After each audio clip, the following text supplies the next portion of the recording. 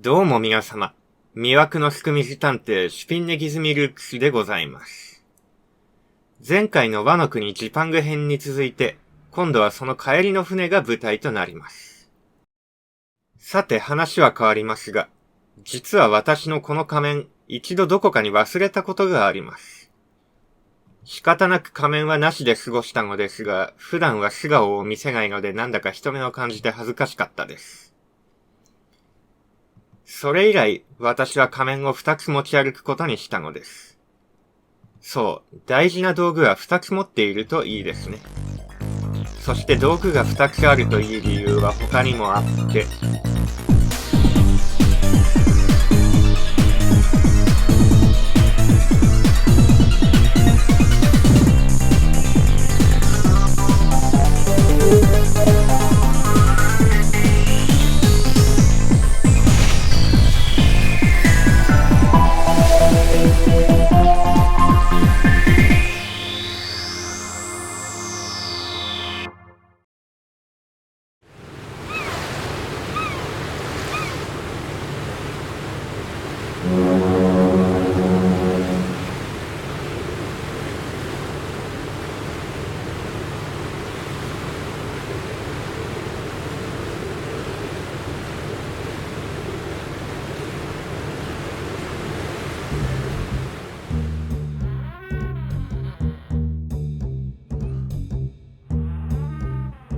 というわけでして。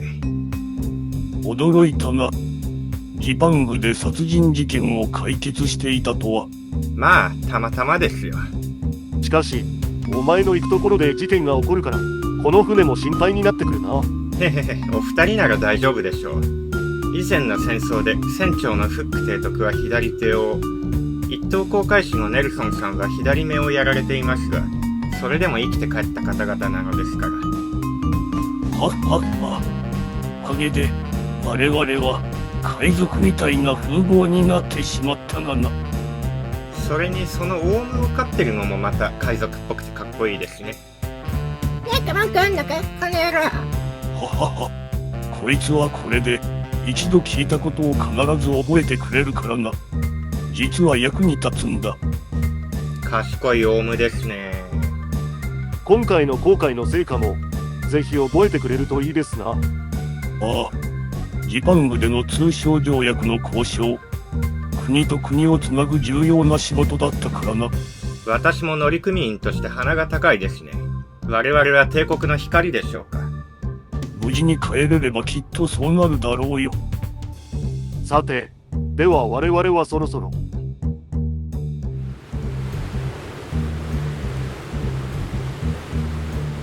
さてと。そういえば私、フック提督とネルソンさん以外の乗組員を全然知りませんね。そうか、ちょうどいいし、挨拶してきたらいいんじゃないか。お、いいところに。ちょっといいか、スパロー。おお、なんだ。どうも、ちょっと他の乗組員に挨拶していこうと思いまして。探偵のシュピンネギズミルークスと申します。ああ、探偵が乗ってると聞いたな。お前さんがそうか。俺は後半長のスパロー。後半での仕事を取り仕切ってる。後半っていうと、ああ、甲板のことですか。忙しそうですね。まあな。そんなわけで仕事に戻らせてもらうぜ。おお、それはそれは。ではそろそろ失礼しますか。食堂に行けば他の人にも会えそうですね。俺は、ちょっと部屋に戻って休むかな。ではちょっと途中まで一緒に行きましょう。確かこの船は、基本的にはこの甲板の真ん中から中に入る。船長室の裏も船内に繋がっていますが、船長室を通らないといけないので、ここはほぼフック提督専用でしょうか。階段を降りた先が第二甲板で、ここに食堂。食堂を通った先にまた廊下があって階段があると。大体の乗組員がいる居室の方にはこの階段を降りるか、こっちのはしごからも行ける。第三甲板は機関室で隔てられているので、医務室の方にはこっちの階段から降りないといけないんですよね。この辺の廊下は暗いんですよね。ちなみに私の部屋は医務室の隣です。それにしても船の中は暗いですね。食堂とかから漏れる光もあるから、完全な暗闇ってわけでもないが、暗闇に目が慣れてないとほとんど見えないな。ランプを持ち歩いていてよかったですね。まあ、慣れてるラプラは根に持たずに行くがな。いくら目が慣れるとはいえ、危ないから明かりをちゃんと持ち歩いてほしいもんだが。まあこのランプちょっと重いですからね。この船で持ち歩ける明かりってこれだけですし。まあな。さて、じゃあ、俺は船室で休むかな。ではまた。食堂は明るくていいですね。誰だお前、乗組員か。葬儀や医務室の近くで見かけた気がするな。ああ、どうも。探偵のシュピンネギズミルークスです。船医のモーガンだ。大体は医務室にいる。というか、医務室が俺の居室でもあるから、他に部屋は割り当てられてないがな。ああ、繊維ですか。私の部屋は医務室の隣ですからね。一応調査員として乗ってますが、まあこの船で事件は起こらないでしょうから、航海中は仕事がありませんね。まさかこの船で事件なんてないでしょ。ですよね。おや、あなたは。私はフランシス。航海士をネルソンさんの下で働いてる。ほう、そうなんですね。わっと、ちょっと船の揺れが大きくなってきましたね。ふむ、随分しけってきたな。まあ、何かあったら、伝声官で連絡が来るだろう。そういえば伝声管が食堂にもありますね。確か船長室にも繋がってるんですね。今回の航路では嵐に遭遇することはないはずだったのだけど。こんな揺れは今までなかったな。船の揺れも大きくなりそうですし、私は自分の部屋に戻りますかね。相変わらず廊下は暗いですね。ランプを持ってきてよかった。しかし揺れますね。お、ワインの樽に瓶もありますね。これ結構いいワインなんですよね。飲みたくなっちゃいますね。さて私の部屋に着きました。船酔いしてきたのでちょっと横になりますかね。ランプは枕元の机に置いて。そういえば誰かがこの部屋だけはベッドが船なりだから気をつけろとか言ってましたね。船なりって何でしょうね。眠くなってきました。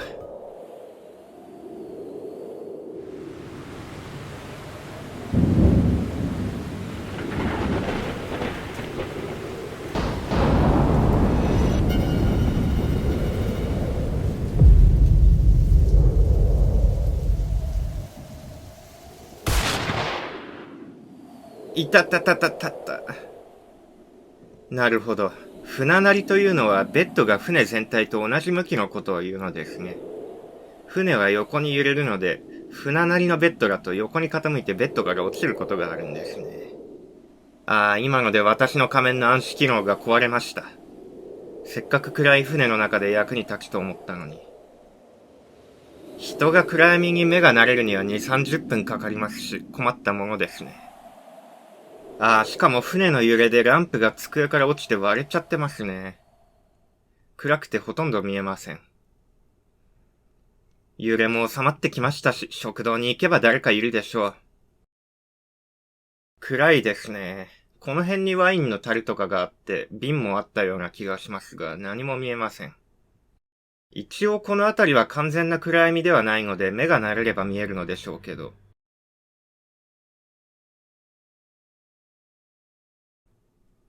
おや、モーガンさん。よう、すごい揺れだったな。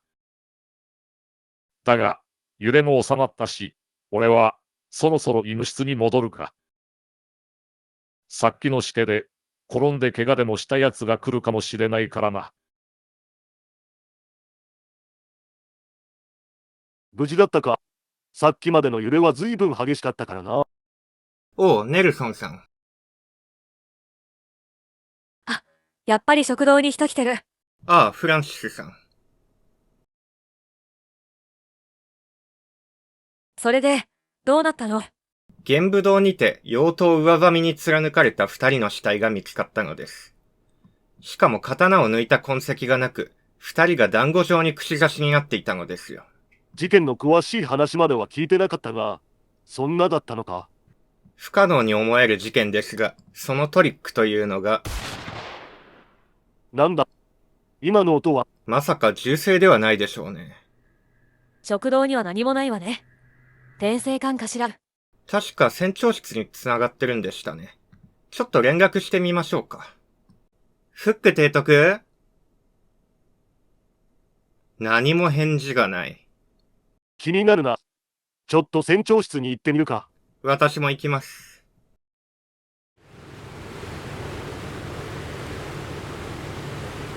さて船長室の前に来ました。中はどうなってるのでしょうか。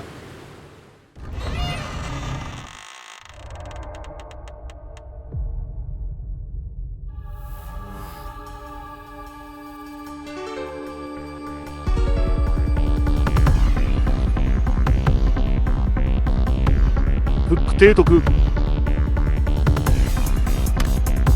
もう息はないようです。辺りのものには触れないでください。とりあえず乗組員全員にこのことを伝えて、互いに監視するようにしてもらいましょう。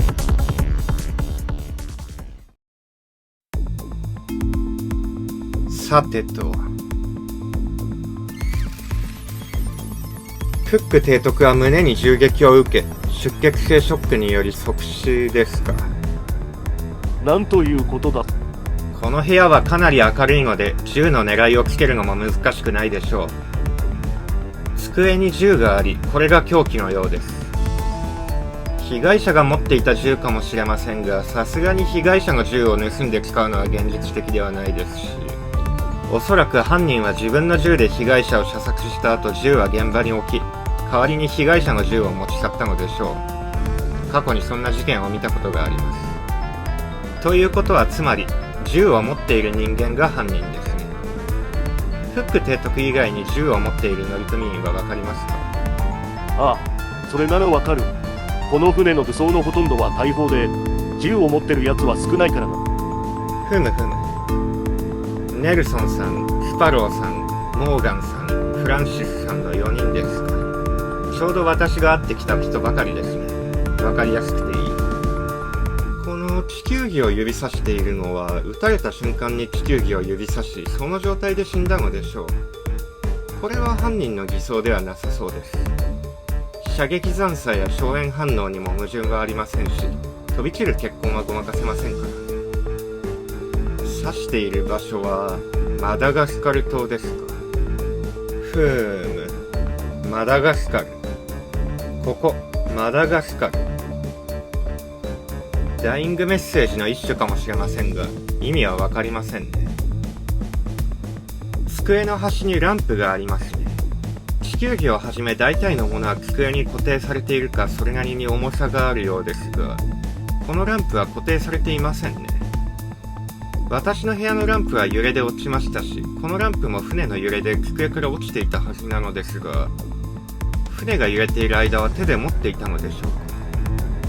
それからフック提督が飼っていたオウム君、何か事件の時の音や会話を覚えていないでしょう。覚えてるよ。オウム君、ぜひそれを聞かせてください。やだ。言わないと、今夜の夕食は焼き鳥ですよ、オウム君。そんな動物相手に向きにならなくても。重要なことですから。さあ、言いなさい。そんなわけで、オウム君から事件の時の音や会話を聞き取れました。ただ、録音機と違って声紋認証できるわけではないので、犯人が誰なのかまではわかりません。内容はこうです。カチャ。ギギー。動くな。ギギー。カチャ。お前は、シュー。そのまま座ったままでいろ。なぜお前が自分の胸に聞いてみろ。まさかお前あのことを知って、やはりもういい死ね。バキューパリーン。ふむふむ、穏やかならぬやりとりですね。大いに参考になりそうです。それにしても提督の椅子は立派ですね。大きくて背もたれが頭まである。座ったままだと後ろを見られないのが不便そうですが、首が楽そうでいいですね。私の探偵事務所にもこれくらい立派なのが欲しいですね。電線管を通って銃声らしき音が聞こえましたが、何か細工はあるでしょうか。奥の方は見えないですね。例えばこの中に爆竹でも入れれば偽の銃声は鳴らせそうです。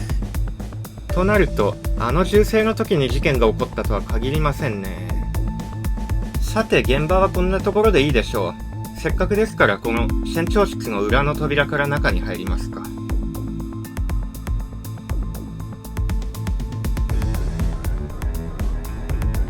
相変わらず廊下は暗いですが、今度はちゃんと明かりを持ってきましたからね。しかしこの船で使われているオイルランプは持ち手みたいなのがなくて、手で握らないといけないのでちょっと疲れますね。おや？廊下にワインがこぼれています。あの船の揺れでしょうか。確か樽の上に瓶があったと思うのですが、その瓶が落ちて割れてます。その上ワインの樽も倒れて廊下がワインの海です。これはいいかもしれませんね。船内で食堂や居室から船長室に行くにはここを通る必要がありますからね。靴にワインが付着している人もいるかもしれません。ワインを踏んだ後に歩いたことでついた足跡もあるようです。この辺は暗いので、暗闇に目が慣れてなければ気づかずにワインを踏んでいくことでしょう。調べたところこんな感じです。私の足跡がここに6歩ほど、そしてモーガンさんの足跡がこっちに3歩ほどあります。確かモーガンさんは船の揺れが収まった後に医務室に向かっていましたから、その時のものでしょうね。そしてその前に私も食堂に向かったので、その時にはもうワインがこぼれていたわけですか。このワインの海はどう頑張ってもまたいでいける距離ではないですね。つまり今の状態ではワインを踏まずにここを通ることは不可能。なかなかいいですね。お次は全員の靴を調べさせてもらいましょう。ワインを踏んだ人なら、たとえ拭き取ったとしてもワインの成分が靴底に残っているはずです。他人の靴を借りたり盗んだりして履くということもできなさそうですしね。いい証拠になるんじゃないかと思います。確認しました。靴底にワインが付着しているのはモーガンさんと私だけのようです。まあモーガンさんは実際に足跡を残していますからね。ちなみにモーガンさんの靴もう少しよく見せてもらえますか。ああ、構わんが。ふむ。靴底の素材は私のブーツとほとんど同じですね。ありがとうございます。参考になりました。俺とお前の靴底の素材が同じ。それが何だって言うんだ。まあそれは後のお楽しみです。さて、全員の動きを確認してきました。まず一番わかりやすいのはスパローさん。ずっと甲板にいたようです。まあやろうと思えば甲板から船長室に行って帰ってくる暇はあったかもしれませんが、どうでしょうね。続いてモーガンさん。船の揺れが収まるまで食堂にいたことを複数の船員が証言しています。つまりしけの間はアリバイがありますね。そしてその後、本人の自己申告では医務室に行ったそうです。おそらくその際にワインを踏んで足跡が3歩分くらい残ってますが、実は医務室ではなく船長室に向かったかどうかは足跡からではわからなさそうです。そしてネルソンさん。船の揺れが収まって5分もしないうちに食堂に来ました。自己申告ではそれまでは第3甲板の居室にいたようです。次はフランシスさん。ネルソンさんとほぼ同じですね。やはり船の揺れが収まってからまあ 5,6 分程度で食堂に来ました。本人の自己申告ではやはり居室にいたそうです。最後に私。船の揺れが収まったあたりで医務室の隣の部屋を出て食堂に向かいました。その際にワインを踏んだようで足跡が6歩分残っています。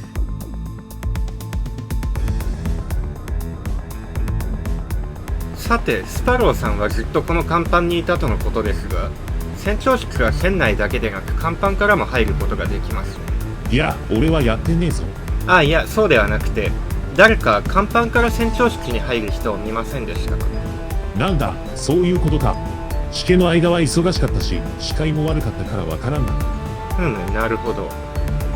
しけが終わった後、船の揺れが収まってからはどうでしょう。それならわかる。実は俺はちょうど後半のここで休んでたんだ。ほう、ちょうど船長室の目の前です。その時船長室のドアが一回ちょっと開いた気がしたが、人が出てくることはなかったな。なるほど。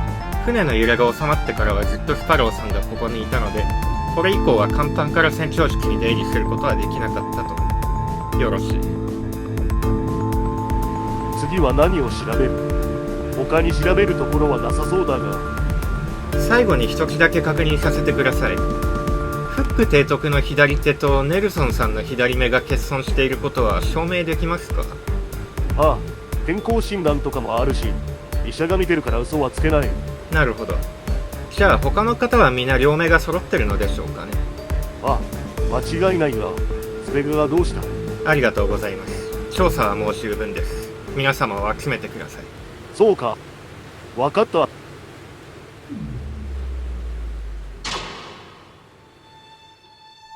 さて視聴者の皆様、ジパングに続いて帰りの船でまで事件に巻き込まれるとは思いませんでしたが、どうやら今回も解決にこぎつけそうです。ですがその前に、ここで私はいつもの宣言をいたしましょう。私は視聴者に挑戦します。ここまでで推理に必要な材料は視聴者にも全て提示されました。フック提督を殺害したのは誰なのか、自信のある方はぜひこの事件の犯人を指摘していただきたい。もちろんその他感想などなどコメントは大歓迎です。それでは解決編もご期待ください。シュピンネ・ギズミルークスでした。